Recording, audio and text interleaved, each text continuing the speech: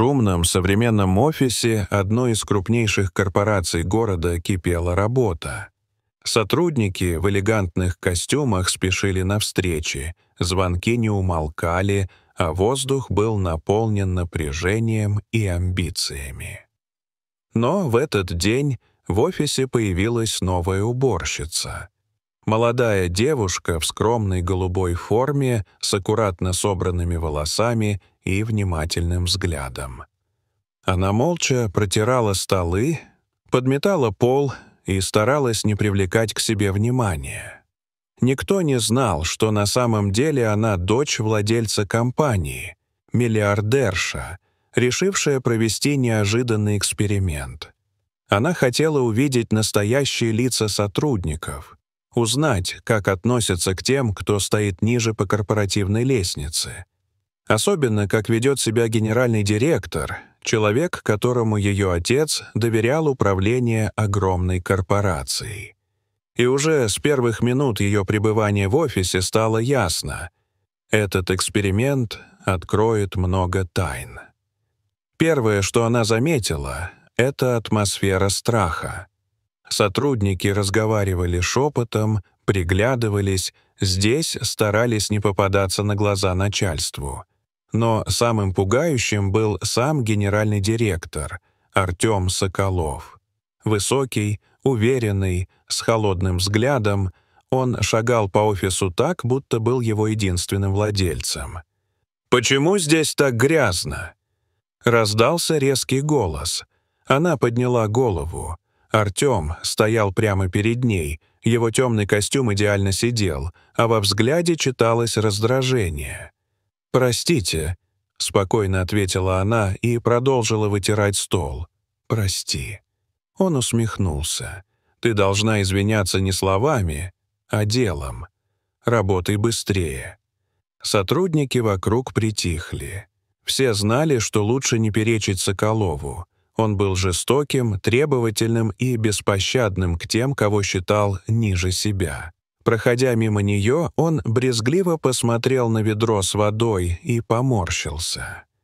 «Надеюсь, ты не собираешься разлить это на мой дорогой пол». Она ничего не ответила, лишь опустила глаза. Внутри нее все кипело, но пока было рано раскрывать себя. Она пришла сюда ради правды. И очень скоро Артем Соколов поймет, какую ошибку он совершил. Прошла неделя. Девушка продолжала работать уборщицей, наблюдая за тем, как сотрудники угодливо склонялись перед Артемом, боясь сказать хоть слово против. Она видела, как он унижал подчиненных, требовал невозможного и создавал атмосферу постоянного напряжения. Но все изменилось в один день. Артем. Она протирала стол в переговорной, когда Артем вошел в комнату с важными клиентами. Он говорил громко, демонстрируя свою силу и влияние. Затем его взгляд упал на нее. «Ты что тут забыла?» — резко бросил он. Заканчивая уборку, спокойно ответила она. «Ты мешаешь.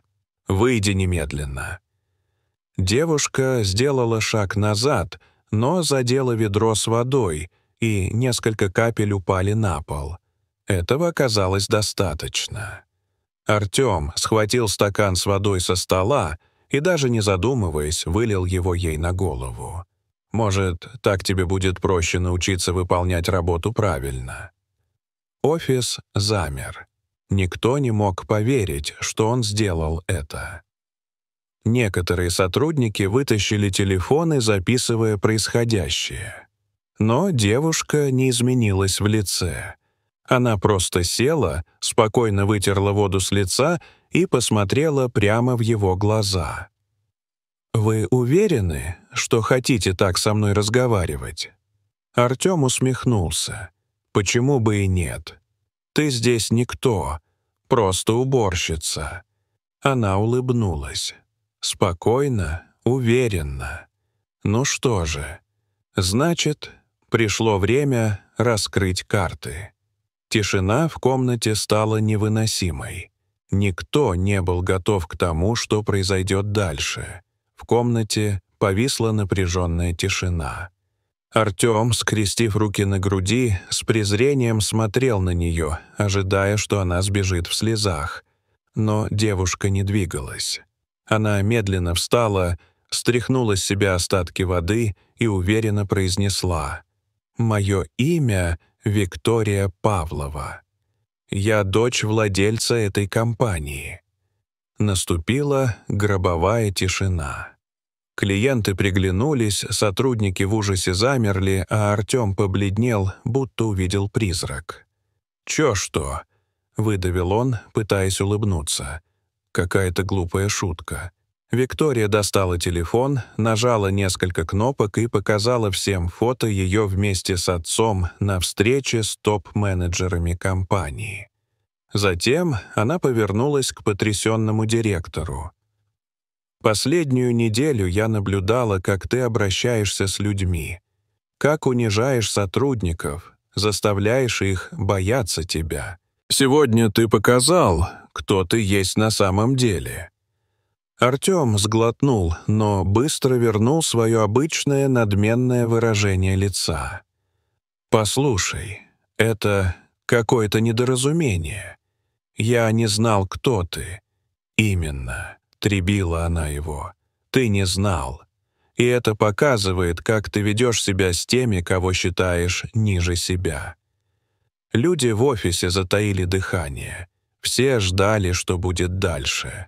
Виктория сделала шаг вперед и произнесла: «Ты уволен». Это было как гром среди ясного неба. Артем открыл рот, но не смог ничего сказать. Охранники уже направлялись к нему, чтобы вывести из здания. «Ты не имеешь права», — взорвался он. «Только твой отец может меня уволить». Виктория спокойно посмотрела на него и, улыбнувшись, сказала: «Я только что разговаривала с ним. Решение окончательное».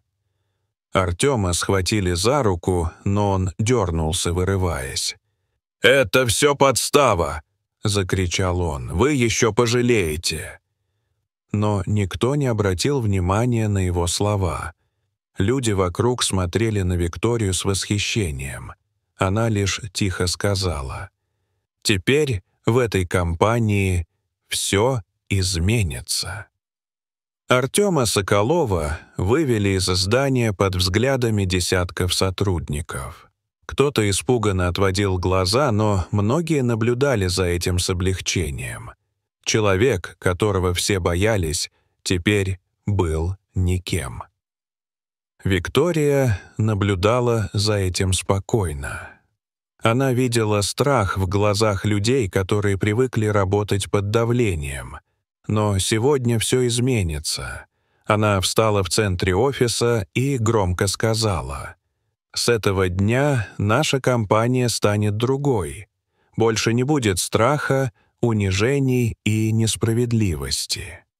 Здесь ценят профессионализм, уважение и честный труд». Люди начали аплодировать. Это было похоже на освобождение. На следующий день она встретилась с советом директоров, чтобы обсудить будущее компании. Многие поддержали ее решение, а некоторые, те, кто был на стороне Артема, покинули свои посты. Слухи о случившемся быстро разлетелись по деловому миру. Бывшие сотрудники, которые когда-то пострадали от тирании Артема, писали Виктории письма с благодарностями. А сам бывший генеральный директор исчез с горизонта, его репутация была разрушена. Несколько месяцев спустя офис компании преобразился. Атмосфера страха сменилась уважением и доверием. Виктория, теперь официальный вице-президент, регулярно разговаривала с сотрудниками, следя за тем, чтобы больше никто не чувствовал себя униженным. Она доказала, что настоящая сила не в страхе, а в справедливости. А теперь скажите, как бы вы поступили на месте Виктории? Стоило ли ей сразу раскрыть свою личность или правильно было дать Артему показать свое истинное лицо? Напишите свое мнение в комментариях. А если вам понравилась эта история, у нас есть еще 2, которые точно вас удивят. Выбирайте одно из видео на экране и наслаждайтесь новыми историями.